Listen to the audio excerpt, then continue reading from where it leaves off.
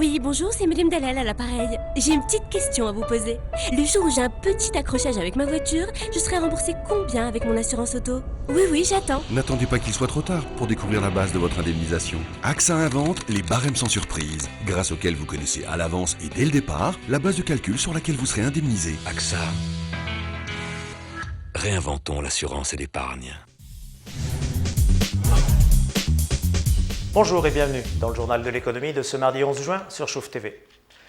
Le déficit budgétaire et l'endettement ont atteint des limites qu'il ne faut plus dépasser. Tous les indicateurs sont alarmants. Qui s'exprime ainsi? Un leader de l'opposition? Le patron de l'Istiklal? Non.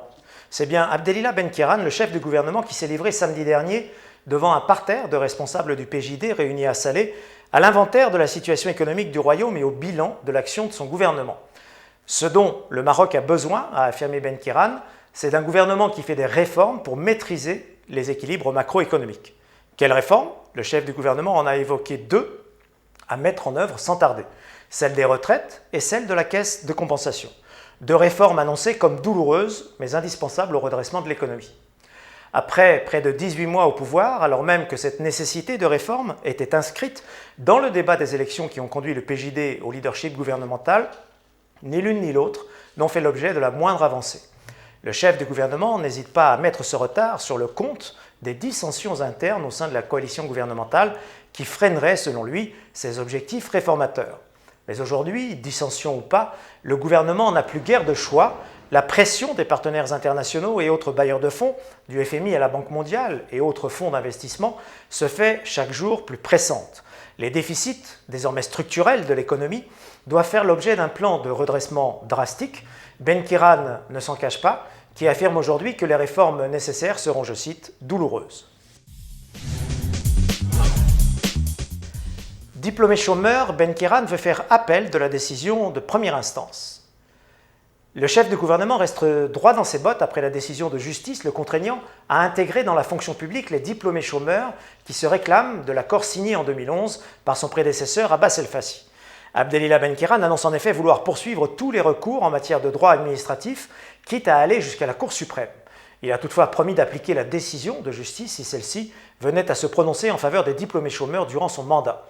Benkiran, toutefois, n'en démord pas et reste arc-bouté sur sa position initiale. Pas question pour lui d'intégrer directement les diplômés chômeurs, alors même que l'administration n'est en mesure d'offrir aucun poste supplémentaire et que la masse salariale de la fonction publique est observée de très près par les finances comme par les observateurs internationaux. Une position qui ne satisfait évidemment pas la coordination des diplômés chômeurs qui n'exclut pas de retourner à la rue dans le cas où le gouvernement n'honorerait pas ses engagements et n'appliquerait pas dans les meilleurs délais le récent jugement du tribunal administratif. L'Institut de formation aéronautique de Casablanca va doubler sa capacité. Inauguré il y a tout juste 2 ans, l'Institut des métiers de l'aéronautique, l'IMA de Casablanca, accélère son rythme d'expansion. Ses dirigeants viennent en effet de décider de doubler sa capacité de formation pour atteindre 1000 stagiaires en formation initiale par an. L'Institut des métiers de l'aéronautique, situé à Noisseur, près de l'aéroport Mohamed V de Casablanca, va donc voir sa capacité de formation étendue avec 2 ans d'avance sur le calendrier initial. Aujourd'hui, l'IMA peut accueillir 500 stagiaires en formation initiale chaque année et 200 autres en formation continue. Son extension était normalement prévue en 2015-2016, or la filière aéronautique ne cesse de croître au Maroc et elle a besoin de personnel qualifié. Le conseil de l'IMA vient donc de décider de lancer dès cette année 2013 le projet d'agrandissement. De nouvelles salles de cours et un atelier supplémentaire sont programmés. Axé sur les compétences opérationnelles, l'IMA, qui accueille des étudiants pour la plupart à Bac+2, est certes constituée de salles de cours, mais aussi d'une halle technologique dotée d'équipements industriels pour l'usinage numérique, l'assemblage, les composites ou encore la mesure.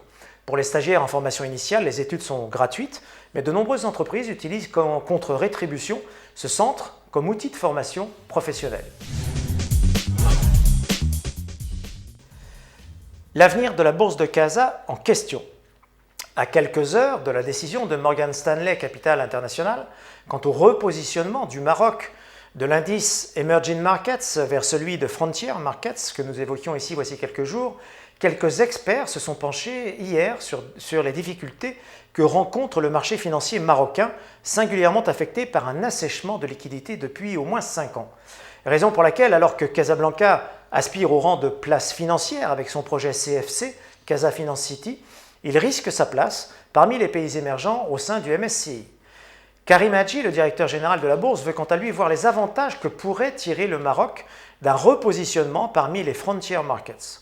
Pour Hadji, l'indice MSCI Maroc, actuellement constitué de 3 valeurs, Maroc Telecom, Tijari Wafa Bank et Doha, pourrait inclure demain plus de 10 valeurs dans le nouveau classement, ramenant ainsi son poids au sein de l'indice Frontier Markets de quelques 0,095% actuellement sur l'Emerging Markets à 7%, voire même 9%.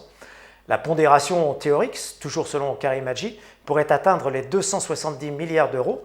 Il ajoute que la principale valeur de l'indice du royaume, Maroc Telecom, avoisinerait une capitalisation de l'ordre de 11 milliards de dirhams, devançant par là même une société koweïtienne dans le même indice. L'avis de MSCI était attendu en fin de journée. La bourse de Casablanca qui amplifie ses pertes ce mardi. Seconde séance de la semaine consécutive dans le rouge pour la bourse de Casablanca. Le Madex perd ce soir 0,55% à 7078 points et le Massy 0,53% à 8714 points. Depuis le début de l'année, les deux indices phares de Casablanca ont perdu quelques 7%. Parmi les valeurs en hausse, on relève la bonne performance de Timar qui gagne 6% à 345 dirhams 55 et de Nexens Maroc en progression de 5,96% à 131 dirhams 55. Sofac signe pour sa part la plus forte chute de la séance, en recul de 6% à 329 dirhams.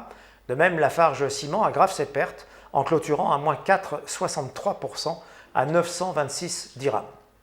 Bonsoir et à demain pour un nouveau journal de l'écho sur Chouf TV.